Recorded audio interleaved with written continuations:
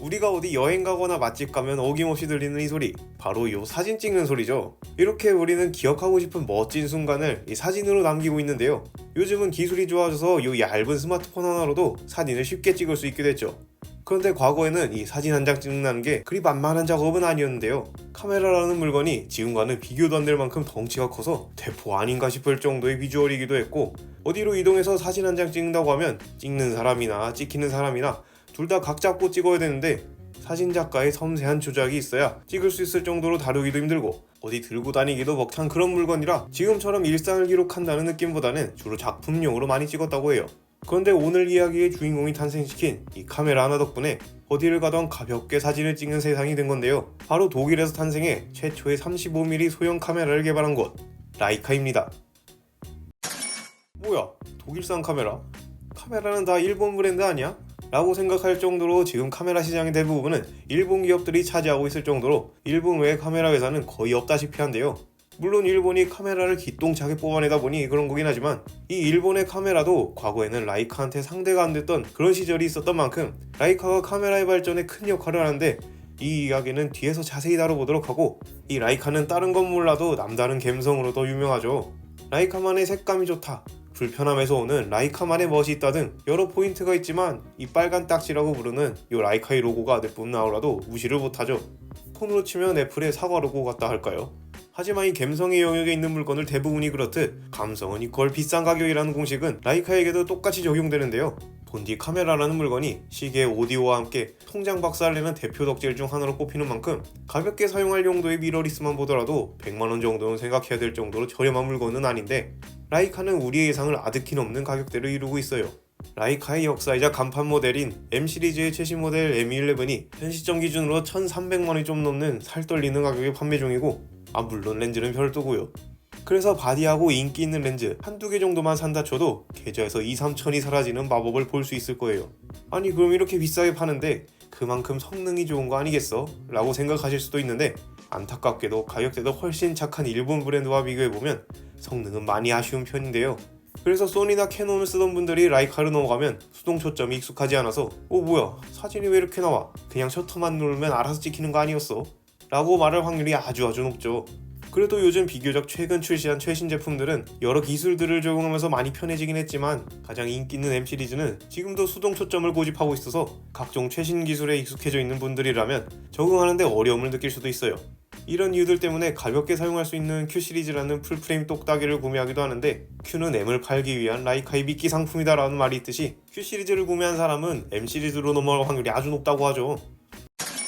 성능이 뛰어난 것도 아닌데 가격은 몇 배나 비싸게 팔고 있어서 순 도둑놈들이라고 생각하실 수도 있지만, 라이카의 진가는 이 장인정신에서 나온다고 볼 수 있는데요. 전자제품이 장인정신이라니 다 공장에서 찍어내는 거 아니었어? 라고 생각하실 법도 한데, 라이카는 소형 디카와 몇몇 모델을 제외하면 모두 수작업으로 카메라를 조립하고 있어요. 그리고 파나소닉과 합작한 일부 모델과 과거 캐나다나 포르투갈에서 만드는 모델을 제외하면 모두 독일 생산을 원칙으로 하고 있어서 요 메이드인 절메리 딱지가 뒷판에 빡 하고 박혀있죠. 그리고 이 카메라 하나를 만드는 데만 총 100여 개의 공정을 거친다고 하는데, 더 놀라운 건 이 중에서 검수만 60가지가 넘는다는 거예요. 거기다 작업자들이 카메라를 만드는 모든 과정에서 부품이 하나라도 추가되거나 공정 하나가 마무리되면 사용한 부품의 종류와 조립 날짜, 그리고 작업자의 서명 등 기록할 수 있는 내용은 전부 기록하다 보니 제작 시간이 오래 걸려서 하루에 50개 정도만 한정 생산된다고 해요. 거기다 카메라를 만들기만 하고 끝이 아니라 이런 것도 고쳐준다고? 라는 말이 나올 정도의 사후 관리로도 유명한데요. 대부분 전자제품이 보증기간을 2에서 3년으로 잡고 있고, 만약 단종되기라도 하면 부품 수급이 안 되기 시작하는데, 라이카는 오래전에 출시한 모델의 부품도 지금까지 생산하면서 수리를 해주고 있는데요. 얼마나 오래된 것까지 해주냐면 1950년대부터 판매되기 시작한 초기 M 시리즈 카메라도 수리가 가능하다고 하죠. 이 정도면 관짝이 있던 카메라도 독일로 보내주면 뚝딱 수리를 해줄 것 같은데, 아무래도 라이카라는 회사가 100년 넘게 카메라를 만들기도 했고, 그러면서 오래전에 구입했던 카메라를 지금까지 사용하고 있을 고객들이 어딘가에 반드시 존재하기 때문에 오래된 부품을 지금까지 생산하면서 수리를 해주고 있는 거라고 해요. 이렇게 마감과 품질에 대한 집착, 그리고 유례없는 사후관리 덕분에 명품 카메라라는 타이틀이 만들어지지 않았나 라는 생각이 드네요. 라이카는 이런 장인정신과 특유의 감성으로 매니아층이 두터운 걸로 알려져 있는데요. 그래서 최근 제품부터 해서 오래된 빈티지 라이카를 수집하는 수집가들도 많이 있어요. 이 시장은 우리가 생각하는 것 이상으로 돈이 오갈 정도로 빈티지 라이카의 거래는 활발히 이루어지고 있죠. 초기 M 카메라는 쉽게 볼 수 있는 편이고 M 시리즈 이전에 출시한 라이카 1까지도 거래가 이루어지고 있는데, 놀라운 건 이 100년 가까이 된 물건들이 얼마나 잘 관리되고 만들었으면 지금도 작동이 된다는 거죠. 거기다 이런 게 어디 있다 나온 거지? 라고 생각될 정도의 엄청난 물건들도 경매에 등장하는데요. 나름 최근이 2022년에 있었던 일인데 수집가들에게는 엄청난 충격을 준 그런 물건이었어요. 바로 라이카에서 1923년에 테스트 겸 생산했던 0 시리즈 중 넘버 105번 모델이 경매로 등장한 건데, 이 카메라가 단 22개만 존재했던 초레어템인 건 맞지만 이 녀석이 전 세계로 유명해진 건 다름 아닌 가격 때문이었어요. 경매 시작가는 100만 유로, 하나로 약 10억이 넘는 가격으로 시작해서 최종 낙찰가는 무려 1440만 유로, 약 205억이라는 충격적인 가격인데, 들리는 소문으로는 익명의 아시아인이 낙찰받았다고 알려졌죠. 205억이면 제가 죽을 때까지도 다 못 쓸 것 같은데, 이 정도로 라이카를 수집할 만큼 라이카가 가진 매력이 정말 엄청나다고 생각되는 부분이에요. 이렇게 라이카를 좋아하는 사람들이 전 세계에 존재하고 카메라 하나도 대를 이어줄 만큼 라이카는 정말 많은 사랑을 받고 있죠.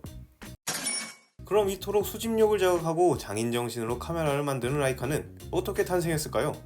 사실 이 라이카가 처음부터 카메라를 만들었던 건 아니고 이름도 라이카가 아니었는데요. 라이카는 독일의 거만사이자 수학자였던 칼 켈르너가 1849년에 베칠라라는 도시에 세웠던 과학연구소가 그 기원이죠. 그런데 창업자였던 칼 켈르너가 이른 나이에 생을 마감하고 그의 뒤를 이었던 다른 오너마저 세상을 떠나면서 위태위태한 운영을 이어가다가 당시 연구소의 직원이었던 에르스트 라이츠라는 남자가 회사를 인수하고 본인 이름 석자를 추가한 라이츠 과학연구소로 사명을 바꾸면서 회사를 운영하게 되는데요. 그래서 라이카의 초창기 카메라들은 이 라이츠 로고가 박혀 있었어요. 이렇게 새로운 오너를 맞이한 라이츠 과학연구소는 한 남자를 고용하면서부터 회사의 운명이 완전히 바뀌게 되는데요. 바로 오스카 바르낙이라는 엔지니어였죠. 바르낙이 라이츠에서 맡았던 업무가 영화 촬영용 카메라의 기술을 개발하는 거였는데, 바르낙은 이 일을 하다가 자연스럽게 카메라에 관심이 커지게 되죠. 그래서 풍경 사진을 찍는 취미까지 생겨서 여기저기 사진을 찍으러 돌아다녔다고 하죠. 그런데 여기서 큰 문제 하나가 생겨요. 제가 영상 초반에서 과거의 카메라는 덩치가 상당해서 휴대하면서 사용한다는 게 좀처럼 쉽지 않은 일이었단 말했죠. 바르낙이 다름 아닌 천식을 앓고 있었던 거예요. 가뜩이나 카메라는 크고 무겁다 보니 어디 촬영 한번 간다 치면 개고생했던 거예요. 그래서 바르낙 입장에서는 작고 휴대성이 좋은 카메라가 누구보다 절실했는데, 이걸 해결해보려고 틈틈이 시간이 나면 카메라를 개발하는데 공을 들이게 되죠. 그러다 어느 날은 바르낙이 본인이 개발에 참여하고 있던 영화 촬영용 카메라를 보다가 그 해결법을 생각해내는데요. 바로 영화 필름을 사진기에도 똑같이 사용하는 거였죠. 이게 무슨 말이냐면, 당시 사진 촬영에는 사진 건판이라고 하는 약품 처리된 유리판을 사용했는데 영화 촬영은 35mm 사이즈의 롤 필름을 사용하고 있던 거죠. 이 필름을 수직으로 움직이면서 기록이 되는데, 바르낙은 이걸 수평으로 돌려서 카메라에 적용할 생각을 한 거죠. 거기다 더 많은 장면을 담을 수 있도록 프레임의 폭을 늘린 35mm 필름 카메라를 개발하게 돼요. 어릴 때 카메라 본체를 얻다가 사진 다 날려먹고 엄마한테 등짝 스매싱 맞던 기억 한 번쯤 있죠. 이때 사용했던 필름도 요 35mm 필름이에요. 지금은 디지털 카메라의 풀프레임이라고 부르는 센서도 요 35mm 필름과 같은 크기인 거고요.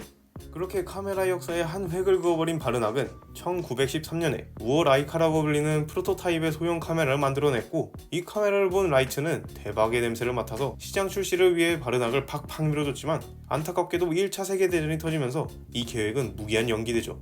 그래도 전쟁이 끝나고 회사도 다시 안정화되면서 중단됐던 카메라 제작 프로젝트가 1923년에 다시 시작되고, 그렇게 1925년에 라이프치히 박람회에서 첫 상업용 카메라인 라이카 1이 마침내 공개되고 순식간에 엄청난 인기를 얻어요. 추가로 이 라이카라는 이름은 라이츠와 카메라를 합쳐서 만들어진 이름이죠. 아무튼 이 라이카 1이 작고 가벼운 데다 찍기도 간편해서 사진작가들이 휴대하면서 찰나의 순간을 기록하는 걸 가능하게 해줬는데요.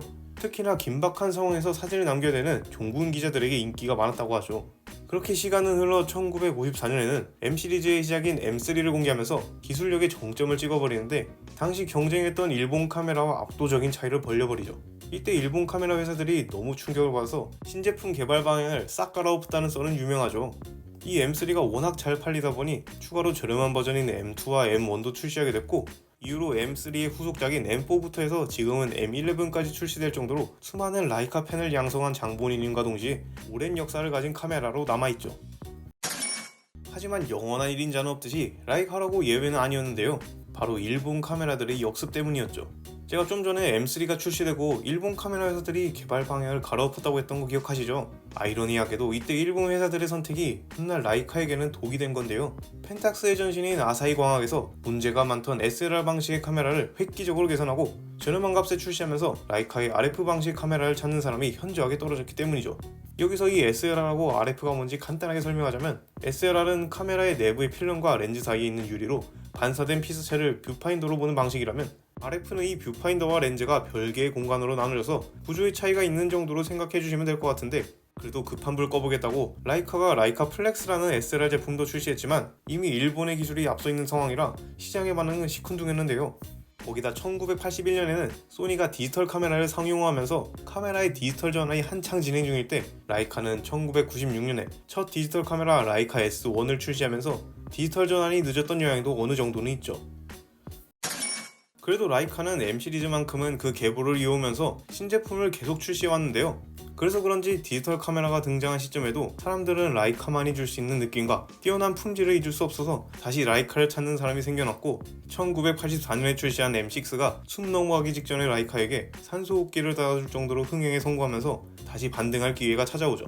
그리고 이와 비슷한 시기인 1986년에 지금까지 사용하고 있던 라이츠의 이름도 지금 우리가 알고 있는 빨간 딱지의 라이카로 바뀌는데요.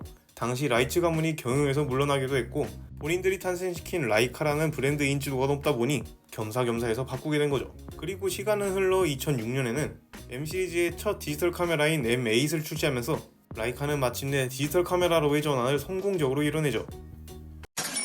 지금은 M 시리즈도 M11까지 출시를 했고, 이외에도 중형 카메라부터 미러리스, 그리고 소형 카메라까지 다양한 라인업을 갖추면서도 라이카만의 느낌과 우수한 품질, 그리고 장인 정신을 잃지 않는 덕분에 올드 팬들은 물론이고 신규 팬까지 들리면서 많은 카메라 유저들의 로망으로 자리 잡고 있는 게 아닌가 라는 생각이 드는데요. 저도 언젠가는 라이카로 사진 한번 찍어볼 날이 오겠죠. 오늘 준비한 이야기는 여기까지이며 다음 시간에는 더 좋은 영상으로 찾아뵙겠습니다. 지금까지 무료킹이었습니다. 감사합니다.